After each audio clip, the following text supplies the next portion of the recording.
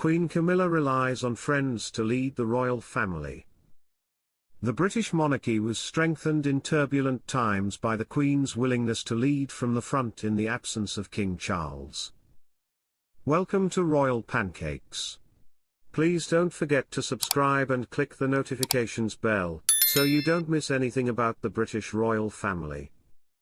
Easter certainly can't come soon enough for Britain's Queen Camilla, as she bears the burden of public royal duties without her recovering husband, King Charles III. But while she leads from the front, a visit to the Cheltenham Festival this week showed just how important the Queen's old friends are to her efforts. Dame Sarah Keswick, who has been pictured with Prince Charles and Camilla Parker Bowles since 1979, was in attendance at the first horse racing event as the Queen's attendant on Wednesday. Charles was diagnosed with cancer early this year, and will be out until at least Easter.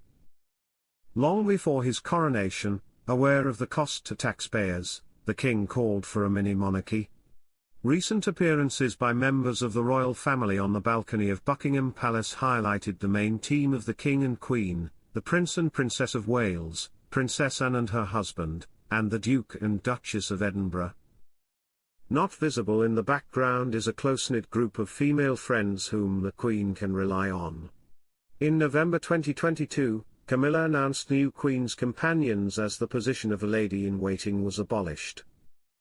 In a sign of her departure from tradition, she decides to recruit 6 confidants as her escorts, each of whom receives a small fee to cover their expenses in the same way as ladies-in-waiting. Princess Anne said last year that the royals were dangerously close to having too few members in the public duties group.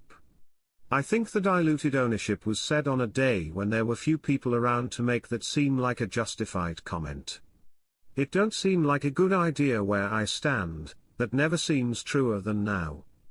After Princess Diana's death in 1997, it was almost impossible to imagine Prince Charles' companion, Camilla Parker Bowles, being crowned queen. Also, according to her friends, she did not expect or want this title. However, it turns out that Queen Elizabeth II approved it before her death. The endorsement was widely seen as an official sign that the royal family had finally accepted Camilla as a respected senior member.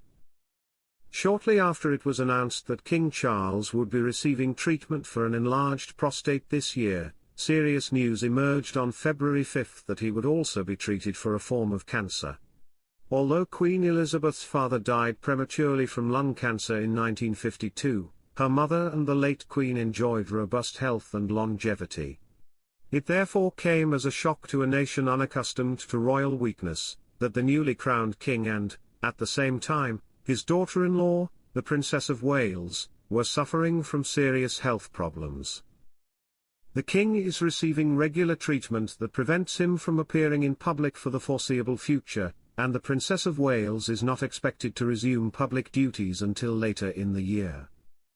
When Queen Elizabeth died in September 2022, Buckingham Palace announced that Camilla would be named Queen Consort.